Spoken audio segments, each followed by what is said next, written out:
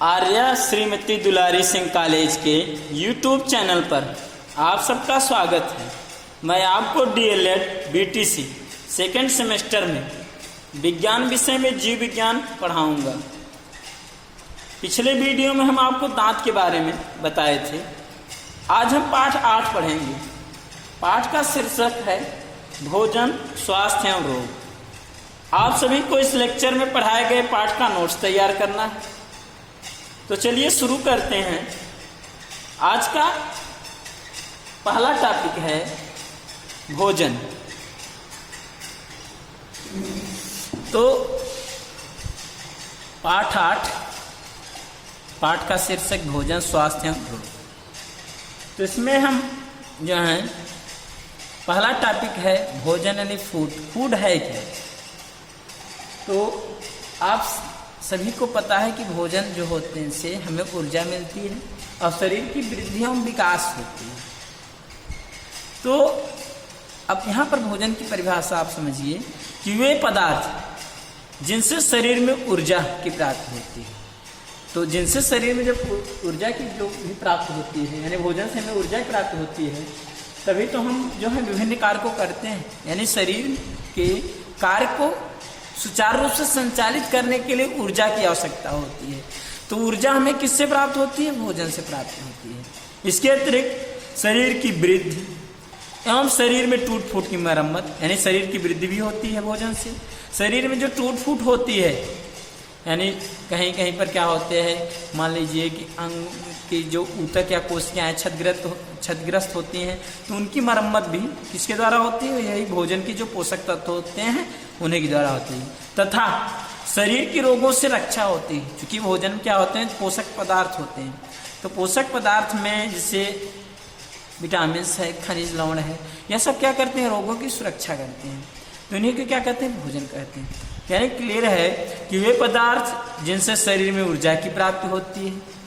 तो भोजन में जो पोषक पदार्थ होते हैं, जैसे मान लीजिए कार्बोहाइड्रेट और जो हैं और वसा, यह तो ऊर्जा प्रदान करते हैं। शरीर की वृद्धि एवं शरीर में टूट फूट की मरम्मत। तो जो प्रोटीन होते हैं वह शरीर की वृद्धि में सहायक होते हैं, यानी निर्माणकारी तत्व कहलाते हैं, और टूट फूट की मरम्मत करते हैं। और शरीर की रोगों से रक्षा, तो शरीर की रोगों से रक्षा, विटामिन और खनिज लवण जो होते हैं वह प्रतिरक्षी होते हैं, रोग से रक्षा करते हैं। तो यह सब जो भी पोषक पदार्थ होते हैं वो भोजन में ही पाए जाते हैं। तो अब रक्षा होती है, उसी को क्या कहते हैं? भोजन कहते हैं। यानी क्लियर हो गया कि वे पदार्थ जिनसे शरीर में ऊर्जा की प्राप्ति होती है, शरीर की वृद्धि एवं शरीर में टूट फूट की मरम्मत होती है तथा शरीर की रोगों से रक्षा होती है, भोजन कहते हैं।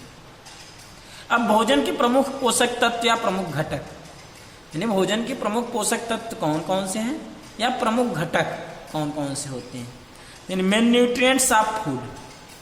तो पोषक पदार्थ या पोषक तत्व जो भी है भोज्य पदार्थों में पाए जाने वाले वे रासायनिक पदार्थ होते हैं। क्योंकि जो पोषक तत्व होते हैं ये भोज्य पदार्थ में पाए जाने वाले रासायनिक पदार्थ होते हैं, जिनकी उचित मात्रा शरीर को स्वस्थ रखने के लिए अति आवश्यक होती है। यानी जो पोषक पदार्थ होते हैं, पोषक पदार्थ ही क्या करते हैं? शरीर को स्वस्थ रखने के लिए अति आवश्यक होते हैं। तो चूंकि देखिए एक बात आती है संतुलित आहार क्या है, तो जिसमें जो है पोषक तत्व यानी पोषक पदार्थ उचित मात्रा में पाए जाते हैं, उसी को संतुलित आहार कहते हैं। तो यहाँ पर भोजन की जो बात हो रही है, तो भोजन में क्या पाए जाते हैं? पोषक पदार्थ पाए जाते हैं। तो पोषक पदार्थ जो होते हैं या पोषक तत्व होते हैं वह रासायनिक पदार्थ होते हैं। इनकी उचित मात्रा है शरीर को स्वस्थ रखने के लिए अति आवश्यक होती। यानी मात्रा कम हो गई तो भी शरीर में जो है विकार उत्पन्न हो जाएंगे, यानी मान लीजिए कि शरीर में कुछ रोग उत्पन्न हो जाएंगे, शरीर अस्वस्थ हो जाएगा। अधिकता भी जो होते हैं हानिकारक होते हैं। यानी इसकी उचित मात्रा जो होती है आवश्यक होती। रासायनिक दृष्टि से पोषक तत्वों को निम्नलिखित वर्गों में बांटा जा सकता है। जो पोषक पदार्थ होते हैं भोजन के या पोषक तत्व होते हैं, इनको रासायनिक दृष्टि से निम्न वर्गों में बांटा जा सकता है। यहाँ पर पोषक तत्व यानी भोजन के जो पोषक तत्व होते हैं, कार्बन पदार्थ की उपस्थित अथवा अनुपस्थित के आधार पर 2 भागों में बांटा गया है। पहले यानी जिनमें कार्बन पाए जाएंगे उनको कार्बनिक भोजन या कार्बनिक पोषक तत्व कहते हैं, और जिनमें कार्बन अनुपस्थित होते हैं उनको अकार्बनिक कहते हैं। तो कार्बनिक पोषक तत्वों में कार्बोहाइड्रेट, प्रोटीन, वसा, विटामिन ये होते हैं, और अकार्बनिक पोषक तत्वों में खनिज लवण और जल होते हैं। अब बात करते हैं कार्बोहाइड्रेट की। तो कार्बोहाइड्रेट जो होते हैं यह समस्त जीवों में भोजन के प्रमुख घटक होते हैं, चाहे पौधे हुए चाहे जंतु हुए, सब के लिए भोजन के प्रमुख घटक जो होते हैं कार्बोहाइड्रेट होते हैं, और ऊर्जा के प्रमुख स्रोत होते हैं। जो कार्बोहाइड्रेट होते हैं यह चूंकि कार्बोहाइड्रेट की सबसे छोटी इकाई ग्लूकोज होती है, तो ग्लूकोज का जब ऑक्सीकरण होता है या जारण होता है तो ऊर्जा प्राप्त होती है। तो ग्लूकोज को सार्वत्रिक ईंधन पदार्थ कहते हैं। तो यानी कार्बोहाइड्रेट जो होती है ये समस्त जीवों में भोजन के प्रमुख घटक होते हैं और ऊर्जा के प्रमुख स्रोत कार्बोहाइड्रेट होते हैं। तो कार्बोहाइड्रेट में कार्बन, हाइड्रोजन तथा ऑक्सीजन आदि तत्व विद्यमान रहते हैं। यानी कार्बोहाइड्रेट का निर्माण जो होते हैं कार्बन, हाइड्रोजन और ऑक्सीजन तत्वों से मिलकर होता है। तो सभी मीठे पदार्थों जैसे मीठे फल, गन्ना, चावल आदि में कार्बोहाइड्रेट होता है। तो जो भी मीठे पदार्थ होते हैं उसमें कार्बोहाइड्रेट पाए जाते हैं। तो कार्बोहाइड्रेट जो हैं यह निम्न दो प्रकार के होते हैं, सरल कार्बोहाइड्रेट और जटिल कार्बोहाइड्रेट। तो सरलतम कार्बोहाइड्रेट जो होते हैं जैसे glucose, fructose, maltose, lactose, sucrose आदि, यह जो होते हैं सरलतम कार्बोहाइड्रेट होते हैं। तो इसमें ग्लूकोज, फ्रक्टोज जो होते हैं यह होती है मोनोसैकेराइड, यानी कार्बोहाइड्रेट छोटी इकाई।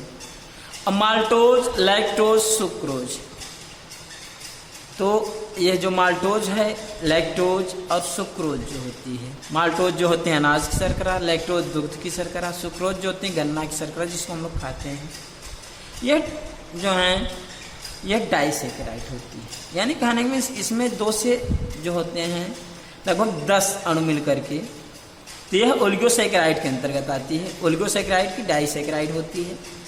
तो मोनोसैकेराइड, तो मोनोसैकेराइड के ही अणु जो होते हैं 2 या 2 से 10 अणु मिल करके ओलिगोसैकेराइड, ओलिगो मीन्स कुछ यानी सम, कुछ जो होते हैं मोनोसैकेराइड के मिलकर ओलिगोसैकेराइड निर्माण करते हैं। अब फिर इसके बाद जब मोनोसैकेराइड के 10 से अधिक जब अणु मिलेंगे, मिलकर के संग्रहित होते हैं, तब जाकर के जटिलतम कार्बोहाइड्रेट यानी मंड और सेल्यूलोज आदि का निर्माण होता है। तो इन सबको जो है सरलतम कार्बोहाइड्रेट के रूप में रखा गया है, ग्लूकोज को, फ्रक्टोज को, माल्टोज को, लैक्टोज और सुक्रोज आदि। अब जटिलतम कार्बोहाइड्रेट में मंड और सेल्यूलोज होते हैं। तो यह मंड जो होते हैं यह पौधे में पाए जाते हैं। तो पौधे और जो है सेल्यूलोज जो होते हैं यह भी जटिलतम कार्बोहाइड्रेट होते हैं। तो यह पादप कोशिका की कोशिका भित्ति में पाए जाते हैं। इसके अतिरिक्त जिससे जटिलतम कार्बोहाइड्रेट में ग्लाइकोजन भी होता है कि जो कि जंतुओं में पाया जाता है, उसको जंतुमंड कहते हैं। तो यह सब जो होते हैं जटिलतम कार्बोहाइड्रेट के अंतर्गत आते हैं। मंड है हो गया, सेल्यूलोज हो गया, ग्लाइकोजन हो गया, म्यूकोपॉलीसेकेराइड, काइटिन, ये सब जटिलतम कार्बोहाइड्रेट के अंतर्गत आते हैं। अब प्रोटीन की बात करते हैं। प्रोटीन है क्या? तो प्रोटीन के बारे में हमने आपको बताया कि निर्माणकारी तत्व होते हैं। तो प्रोटीन द्वारा शरीर में प्रतिदिन होने वाली टूट फूट की मरम्मत होती है। तो प्रतिदिन चूंकि रगड़ घर्षण होती है शरीर में, कोशिकाओं में टूट फूट होती है, तो उनकी मरम्मत जो होती है प्रोटीन के द्वारा होती है। तो यह निर्माणकारी तत्व होती है जो मुख्यतः शारीरिक वृद्धि में सहायक होती है। तो शरीर की वृद्धि में प्रोटीन जो होती है यह अति आवश्यक होती है। यह मुख्यतः कार्बन, हाइड्रोजन, ऑक्सीजन, नाइट्रोजन आदि तत्वों से मिलकर बने होते हैं। जो प्रोटीन होते हैं इसमें कार्बन, हाइड्रोजन, ऑक्सीजन, नाइट्रोजन आदि तत्व से मिलकर जो होते हैं प्रोटीन। कुछ सल्फर भी इसमें आवश्यक रूप में पाए जाते हैं प्रोटीन में। तो स्रोत के आधार पर प्रोटीन निम्न 2 प्रकार के होते हैं, यानी जंतु में पाए जा रहे हैं तो जंतु प्रोटीन, और वनस्पति में पाए जा रहे हैं तो वनस्पति प्रोटीन। तो जिससे पहला जो है जंतु प्रोटीन, इन दो प्रकार जंतु प्रोटीन और दूसरा वनस्पति प्रोटीन। तो जंतु प्रोटीन यानी जंतुओं से प्राप्त प्रोटीन को जंतु प्रोटीन कहते हैं। जैसे दूध में जो पाई जाती है प्रोटीन जंतु प्रोटीन के अंतर्गत, मांस, मछली, अंडा आदि से प्राप्त जो प्रोटीन होती है वह जंतु प्रोटीन होती है। वनस्पति प्रोटीन दाल, सेम, सोयाबीन तथा फल से प्राप्त जो प्रोटीन होती है वह वनस्पति प्रोटीन होती है। अब बात करते हैं वसा या लिपिड की, फैट और लिपिड। तो वसा या लिपिड जो होती है यह भी ऊर्जा प्रदान करने वाली जो होती है पोषक पदार्थ होती है, पोषक तत्व होती है। जैसे कार्बोहाइड्रेट जो होते हैं ऊर्जा प्रदान करने वाले होते हैं, वैसे ही वसा भी क्या होते हैं, ऊर्जा प्रदान करने वाले होते हैं।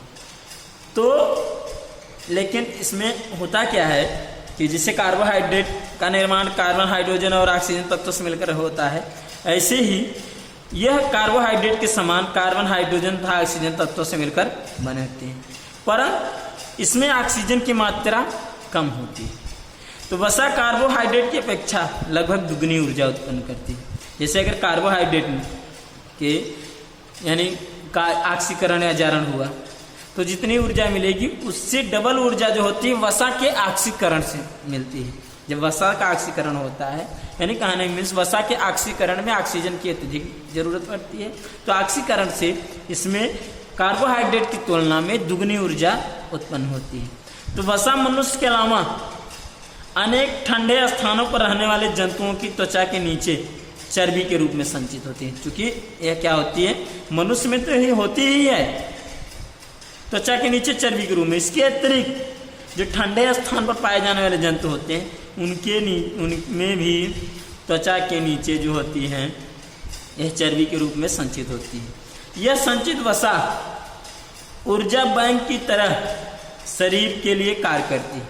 इसका मतलब यह हुआ कि अगर मान लीजिए कुछ दिन तक या भोजन न मिले तो जो संचित ऊर्जा रहती है, संचित वसा रहती है, वह क्या करती है, शरीर का पोषण करती है। जैसे मान लीजिए कभी भोजन ग्रहण कर लिया गया तो जो शरीर के अंदर होते हैं भोजन, वह तो क्या करते हैं, पच करके शरीर का पोषण करते हैं। लेकिन जब आहार नाल में जो पोषक पदार्थ जो समाप्त हो जाते हैं, पूरा पाचन हो जाता है, तब इसके बाद ग्लाइकोजन जो संचित रहता है, क्योंकि ग्लूकोज ही जो होते हैं आवश्यकता से अधिक जो होते हैं ग्लाइकोजन के रूप में जाकर के संचित होते हैं यकृत कोशिकाओं में, तब फिर इसका ग्लाइकोजन जो होते हैं ग्लूकोज में परिवर्तित होकर के शरीर का पोषण करते हैं। यह तो मनुष्य की बात बता रहे हैं। फिर वहाँ पर क्या होता है कि जब ग्लाइकोजन भी समाप्त हो जाता है तो फैट का पाचन होने लगता है। तो वही बात किया जा रहा है कि जो संचित वसा होती है वह ऊर्जा बैंक की तरह शरीर के लिए कार्य करती है। आगे है, अब वसा हमें प्राप्त कैसे होते हैं, क्योंकि वसा जो होते हैं यह जंतुओं से प्राप्त होते हैं और वनस्पतियों से भी प्राप्त होते हैं। तो जंतुओं से कैसे, तो वसा में जंतुओं से जो है घी, मक्खन, चर्बी, तेल इसके रूप में प्राप्त होते हैं, और वनस्पतियों से जैसे सरसों, मूंगफली, तिल, अलसी, नारियल, कपास, इनके बीजों के तेल के रूप में प्राप्त होती है। यानी कहने में जंतुओं से भी प्राप्त होती है और वनस्पतियों से भी प्राप्त होती है। यानी जंतु वसा भी होती है और वनस्पति वसा भी होती है। जैसे इसके बारे में आपको प्रोटीन बताया, जंतु प्रोटीन और वनस्पति प्रोटीन, ऐसे ही जंतु वसा और वनस्पति वसा। अब विटामिन की बात करते हैं। विटामिन है क्या, तो विटामिन जो होते हैं यह जटिल कार्बनिक पदार्थ होते हैं जो शरीर को प्रतिरक्षा प्रदान करते हैं। यानी शरीर को रोग से लड़ने की जो होते हैं विटामिन जो होते हैं, रोग से लड़ने की क्षमता जो होते हैं विटामिन देते हैं, यानी यह इम्यूनिटी को बढ़ाते हैं। तो विटामिन की कमी से जो होती है अपूर्णता रोग हो जाती है, यानी शरीर की जो क्रियाएं होती हैं वह बाधित होती हैं। तो यह शरीर को स्वस्थ एवं बीमारियों से दूर रखती है। तो इसकी कमी से अपूर्णता रोग यानी डिफिशियंसी डिजीज हो जाती है। तो विटामिन जो होते हैं जटिलतम कार्बनिक पदार्थ होते हैं, शरीर को प्रतिरक्षा प्रदान करते हैं, यानी रोग से लड़ने की क्षमता प्रदान करते हैं, शरीर को स्वस्थ एवं बीमारियों से दूर रखते हैं। तो इसकी कमी से क्या होता है, पूर्णतः रोग हो जाते हैं। तो अब विलीयता के आधार पर यानी घुलनशीलता के आधार पर विटामिन को निम्न 2 वर्गों में बांटा गया है। जो विटामिन जल में घुल जाए उनको जल में घुलनशील विटामिन, और जो वसा में घुलने वाले होते हैं उन्हें वसा में घुलनशील विटामिन कहते हैं। तो जल में घुलनशील विटामिन जैसे विटामिन बी और सी, यह क्या होते हैं, जल में घुलनशील होते हैं। और वसा में घुलनशील विटामिन होते हैं जैसे विटामिन ए, डी, ई तथा के, यह क्या होते हैं, यह वसा में घुलनशील विटामिन होते हैं। अब विटामिन के प्रकार की बात करते हैं। टाइप्स ऑफ विटामिन जो होते हैं कितने प्रकार के होते हैं, तो यही जो हमने आप बताया ए, डी, ई, के, बी, सी, यह सब जो होते हैं विटामिन के प्रकार के अंतर्गत रखा गया है। यहाँ हम आपको क्रम से बताएंगे कि विटामिन के प्रकार कौन कौन से हैं। आपको पता है कि ए, डी, ई, के जो होते हैं यह वसा में घुलनशील विटामिन, और जल में घुलनशील विटामिन कौन होते हैं, बी और सी जो होते हैं यह जल में घुलनशील विटामिन होते हैं। तो विटामिन ए जो होते हैं इनका रासायनिक नाम होता है रेटिनॉल। तो यह आंख, बाल और त्वचा को स्वस्थ रखता है। इसकी कमी से रतौंधी नामक रोग हो जाता है। तो विटामिन ए की कमी से जो होते हैं रतौंधी रोग हो जाता है। तो विटामिन ए के जो स्रोत होते हैं, विटामिन ए के स्रोत पालक, गाजर, आम, मक्खन, मछली का तेल, टमाटर, पीले नारंगी फल आदि में यह पाया जाता है, यानी विटामिन के स्रोत। आपको क्लियर हो गया, विटामिन ए का रासायनिक नाम रेटिनॉल होता है। तो इसके वर्ग क्या होते हैं, आंख, बाल, त्वचा को स्वस्थ रखता है। और इसकी कमी से कौन सा रोग होता है, इसकी कमी से रतौंधी नामक रोग हो जाता है।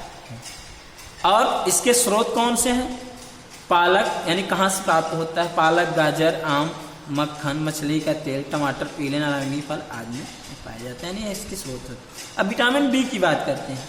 विटामिन बी का रासायनिक नाम होता है थायमिन। तो विटामिन बी जो होते हैं, अब इसके वर्ग क्या होते हैं, यह ऊतकों की वृद्धि एवं मरम्मत में सहायक होता है। तो जो विटामिन बी होता है यह ऊतक की वृद्धि में और मरम्मत कार्य में सहायक होता है, यानी जो टूट फूट हुई रहती है उसकी मरम्मत कार्य में।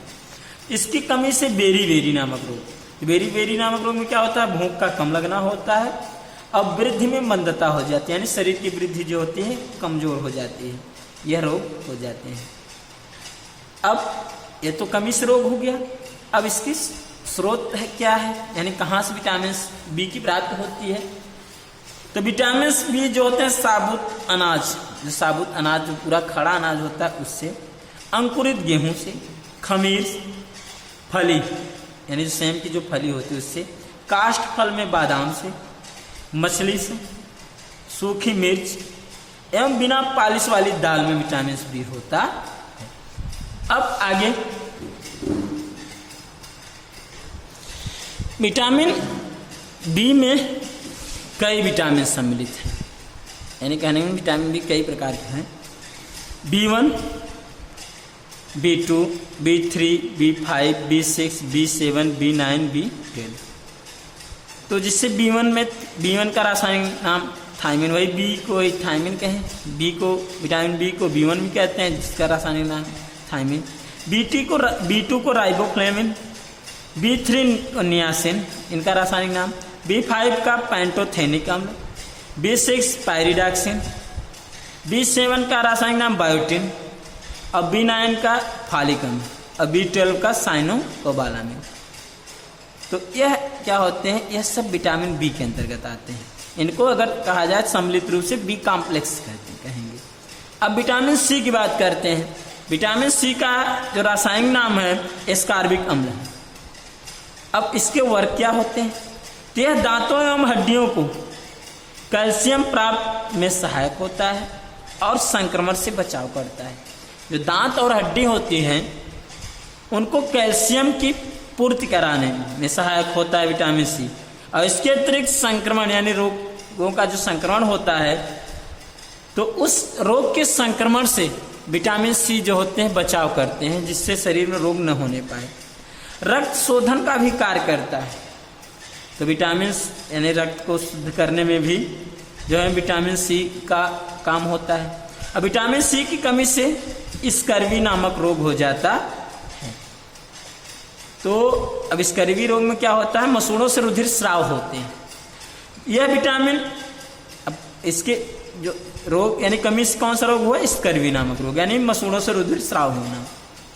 अब इसकी कमी से क्या हो, इसका स्रोत क्या है, तो यह विटामिन नींबू, संतरा, आम, टमाटर, अमरूद, मौसमी, आंवला तथा हरी मिर्च आदि में पाए जाते हैं। यानी जो भी खट्टे फल होते हैं उसमें इसके अतिरिक्त हरी मिर्च में भी विटामिन सी पाया जाता है। तो आगे आप बताएं कि इसमें पहले बता दिए कि स्कर्वी रोग में क्या होता है, मसूड़ों से रुधिर स्राव होता है। विटामिन डी की बात करते हैं। इसका रासायनिक नाम कैल्सीफेरॉल है। विटामिन डी का रासायनिक नाम कैल्सीफेरॉल है। तो विटामिन डी के वर्ग क्या है, यह दांतों एवं अस्थियों को मजबूत बनाता है। अब इसकी कमी से कौन से रोग होते हैं, इसकी कमी से सूखा रोग यानी रिकेट्स हो जाते हैं। अब इस रोग में होता क्या है कि हड्डियां तथा दांत कमजोर हो जाते हैं। जो रिकेट्स रोग होता है इसमें हड्डी और दांत जो होते हैं वह कमजोर हो जाते हैं। यह विटामिन प्रातःकालीन सूर्य की किरणों में, जो प्रातःकालीन जो सूर्य की किरणें आती हैं धरती पर, उसमें विटामिन डी पाए जाते हैं। मक्खन में, अंडा, दूध, मछली का तेल एवं यकृत में पाया जाता है। अब बात करते हैं विटामिन ई की। तो विटामिन ई का जो रासायनिक नाम है टोकोफेरॉल है। विटामिन ई का रासायनिक नाम टोकोफेरॉल है। तो विटामिन ई जो है संतानोत्पादन की शक्ति प्रदान करता है, यानी संतान उत्पन्न करने की शक्ति जो होती है विटामिन ई प्रदान करता है। यह प्रजनन अंगों के सामान्य कार्य के लिए आवश्यक होता है। जो जनन अंग होते हैं उनके सामान्य कार्य के लिए आवश्यक होता है। इसकी कमी से नपुंसकता आती है, यानी नपुंसकता उत्पन्न होता है। विटामिन ई की कमी से जो होती हैं नपुंसकता आती है। अब यह विटामिन पाया कहाँ जाता है, दूध, मक्खन, सब्जियों, मांस में पाया जाता है। तो अब आगे बात करते हैं विटामिन के की। तो विटामिन के का रासायनिक नाम फिलोक्विनोन है। अब इसके वर्ग क्या है, यह विटामिन रक्त को जमा कर रक्त स्राव रोकता है, यानी रुधिर को जमा करके रुधिर स्राव को रोकता है, यानी रुधिर के बहने को रोकता है। तो इस विटामिन की कमी से रुधिर का थक्का न जमना, यानी इस विटामिन कमी से क्या होता है, रुधिर का थक्का न जमना होता है या रुधिर स्राव होने लगता है। रुधिर का न थक्का जमना, थक्का न जमना या रुधिर स्राव होना, जिसको हीमोरेज बोलते हैं। यानी कहानी में इस विटामिन की कमी से हीमोरेज नामक यानी रुधिर स्राव नामक रोग हो जाते। अब पाया कहाँ जाता है विटामिन, पालक, गोभी, दूध आदि में पाया जाता है। अब आगे चूंकि हमने आप बताया कि जो पोषक पदार्थ होते हैं उनको दो भागों में बांटा गया है, एक कार्बनिक और एक अकार्बनिक। तो कार्बनिक की बात तो हमने आपको बता दिया कि कार्बोहाइड्रेट, प्रोटीन, वसा और विटामिन। अब अकार्बनिक की बात करेंगे तो अकार्बनिक को में खनिज लवण और जल आते हैं। तो अकार्बनिक में पहला है खनिज लवण यानी मिनरल साल्ट। तो खनिज लवण यह प्राकृतिक तत्व यानी खनिज लवण के अंतर्गत जो होते हैं कैल्शियम और फास्फोरस आते हैं। यह प्राकृतिक तत्व जो होते हैं कैल्शियम और फास्फोरस हैं, तो इनकी शरीर की आवश्यकता होती है। चूंकि आपको क्लियर है कि खनिज लवण से जो होते हैं यह भी क्या होती है, रोग से लड़ने की क्षमता प्रदान करती है, यानी यह भी रोग प्रतिरोधी होती है। तो यह शरीर की प्रतिरोधक क्षमता के लिए महत्वपूर्ण पोषक पदार्थ होती है। तो जो खनिज लवण होती है यह रोग प्रतिरोधी होती है। तो शरीर की प्रतिरोधक क्षमता के लिए महत्वपूर्ण पोषक पदार्थ के रूप में खनिज लवण होती है। तो भोजन में इसकी अति सूक्ष्म मात्रा पर्याप्त होती है। जैसे विटामिन की बात किए कि वैसे ही खनिज लवण भी जो होते हैं यह भोजन में यानी इसकी अति सूक्ष्म मात्रा ही पर्याप्त होती। तो शरीर की हड्डियां तथा दांत इन दोनों तत्वों कैल्शियम तथा फास्फोरस तत्वों के लवणों से बनते हैं। जो शरीर की हड्डियां होती हैं उसमें कैल्शियम हड्डियों में और दांत में। कैल्शियम और फास्फोरस के तत्वों के लवण से ही यह बनते हैं, यानी कहने में इसकी हड्डियों में और दांत में कैल्शियम और फास्फोरस होते हैं, जिनसे इनका निर्माण होता है हड्डियों और दांतों का। यानी आपको क्लियर हो गया कि शरीर को यह आवश्यक होती है। अब कैल्शियम जो होते हैं इसकी कमी से क्या होता है, तो कैल्शियम जो होते हैं कि कमी से रक्त का थक्का ठीक तरह से नहीं जम पाता। यानी कैल्शियम की अगर कमी हो गई तो रुधिर का थक्का भी नहीं जम पाएगा, हृदय ठीक से नहीं धड़क पाता। यानी कहने में हड्डी और दांत के निर्माण के अतिरिक्त इनके और भी वर्क मिल रहे हैं कि रुधिर के थक्का जमने में भी सहायक हो रहा है। यानी अगर कमी हुई तो रुधिर का थक्का नहीं जमा, हृदय ठीक से नहीं धड़क पाता, यानी हृदय के धड़कन में भी सहायक हुई। मांसपेशियां ठीक प्रकार से कार्य नहीं करती, यानी मांसपेशियों के कार्य में भी सहायक हो रहा है। तो यह पाया कहाँ जाता है, दूध, दही, हरी सब्जियों, मूली पालक, हरी सब्जियों मूली पालक, सलाद आदि में अधिक मात्रा में पाया जाता है। इन सब में जो होते हैं विटामिन कैल्शियम पाए जाते हैं। अब फास्फोरस की बात करते हैं। तो फास्फोरस तत्व यह शरीर में उत्पन्न ऊर्जा का आदान प्रदान यौगिक के रूप में करता है। तो जो ऊर्जा उत्पन्न होती है उसका आदान प्रदान जो होते हैं यह यौगिक के रूप में करते हैं। यानी कहने मीन्स कि ये जो फास्फोरस तत्व होते हैं जो उत्पन्न रासायनिक ऊर्जा होती है उनके साथ जुड़ करके यह आदान प्रदान करते हैं उस ऊर्जा का। अब यह जो होते हैं जैसे मान लीजिए एडीपी, एडिनोसिन डाइफॉस्फेट, अगर एक फास्फेट मूलक जुड़ गया तो एटीपी बन गया, एडिनोसिन ट्राइफॉस्फेट। तो ऊर्जा किस रूप में हम लोगों के शरीर में जो होते हैं पाई जाती है कोशिका में, एटीपी के रूप में। जहाँ जरूरत पड़ती है एटीपी का जो है एक फास्फेट मूलक जो एटीपी जो होते हैं टूट जाते हैं, एक फास्फेट मूलक अलग हो जाता है, जो ऊर्जा उत्पन्न होती है वह शरीर की क्रिया में यानी कोशिका में सहायक होती है। तो यानी कहने में फास्फोरस तत्व शरीर में उत्पन्न ऊर्जा का आदान प्रदान यौगिक के रूप में करता है। यह तत्व अनाज, दालों तथा मछली आदि में अधिक मात्रा में पाया जाता है। अब बात करते हैं जल की यानी वाटर की। तो वाटर जो होते हैं जीवों के शरीर के लिए अति आवश्यक होते हैं।